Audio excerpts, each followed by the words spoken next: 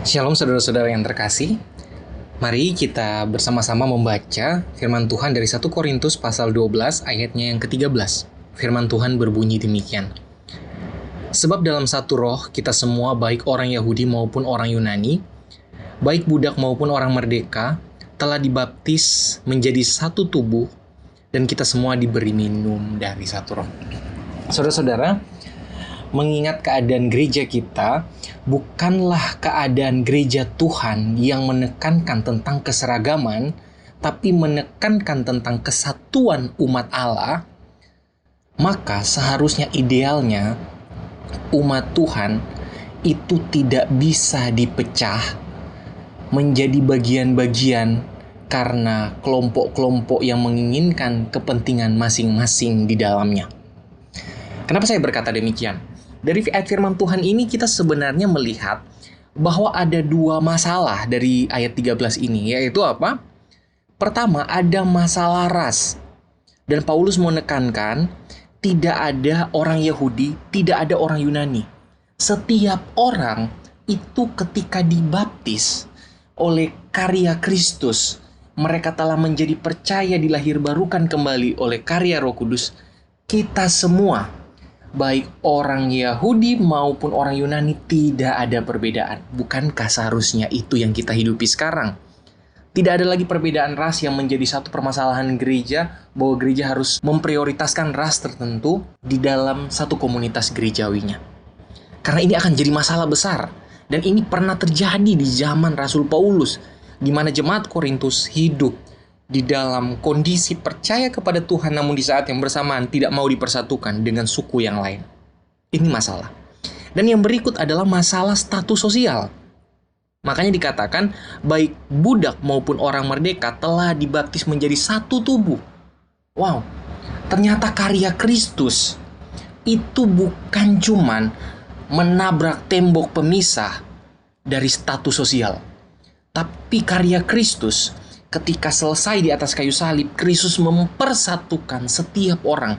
Di mata Kristus tidak ada lagi orang Yahudi, tidak ada lagi orang Yunani, suku-sukuan, tidak ada lagi kalangan budak, tidak ada lagi kalangan bos atau orang merdeka.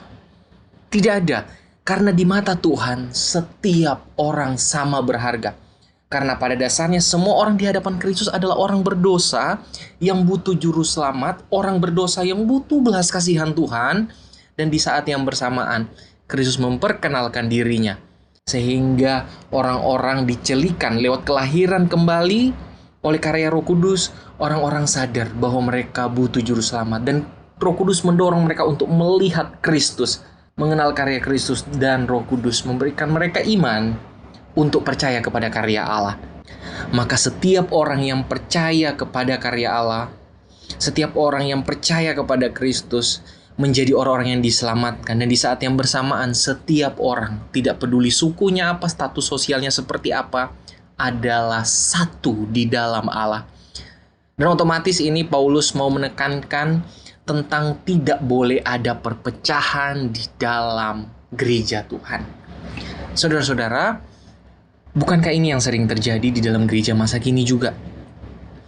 Kita masih memikirkan di dalam bangku gereja, di dalam komunitas bergereja, orang-orang tertentu mengelompokkan dirinya berdasarkan status sosial. Orang tertentu berkumpul di dalam gereja berdasarkan suku-sukunya. Saudara-saudara, bukankah ini hal yang mempermalukan Tuhan? Karena idealnya gereja Tuhan, umat Allah, mencerminkan Kristus kepada dunia. Tapi bagaimana mungkin kita mencerminkan Kristus kepada dunia sedangkan sesama kita aja di dalam gereja, kita masih mempermasalahkan tentang kehidupan status sosial yang sebagai kendala untuk umat percaya saling bersatu. Kita masih terkendala dengan suku-suku sehingga umat percaya sulit untuk bersatu. Dan pertanyaan penting, bagaimana gereja bisa menjadi saksi Tuhan di tengah-tengah dunia ini kalau di dalamnya kita sendiri tidak ada persatuan untuk menceritakan Kristus, bukan cuma dengan mulut, tapi dengan tindakan nyata untuk bersatu. Saudara-saudara, tidak peduli seberapa bagus dan tidak peduli seberapa terkenal komunitas kita. Kita berkumpul dengan orang-orang sepenting apa di dalam gereja. Tetapi kalau kita tidak berkumpul berdasarkan kasih Tuhan yang menyatukan kita, tidak berkumpul, tidak dipersatukan atas dasar Kristus, percayalah, ini komunitas yang merusak, walaupun komunitas itu adalah gereja. Karena komunitas yang ideal, yang berdasarkan firman Tuhan yang kita baca, adalah komunitas yang dipersatukan oleh karya Kristus, sehingga tidak ada lagi perbedaan suku, tidak ada lagi perbedaan status sosial, karena semua sama di hadapan Tuhan dan semua menjalankan kehendak Allah yang sama untuk mencerminkan Kristus. Dan inilah karya Roh Kudus yang sejati bagi kehidupan setiap anak-anak Tuhan, untuk mencerminkan Kristus kepada dunia lewat kehidupan kita yang dipakai oleh Allah Roh Kudus, sehingga kita boleh berkelimpahan lewat karya Roh Kudus itu. Kita berdoa.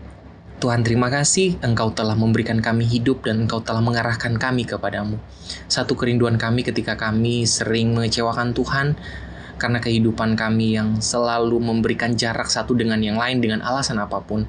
Bimbing kami Tuhan, kami rindu gereja kami menjadi satu gereja yang mencerminkan kasih Kristus, dan gereja yang menyatakan Kristus lewat kehidupan kesatuan kami, karena kesatuan kami didasarkan kepada karya Kristus dan karya Roh Kudus. Amin.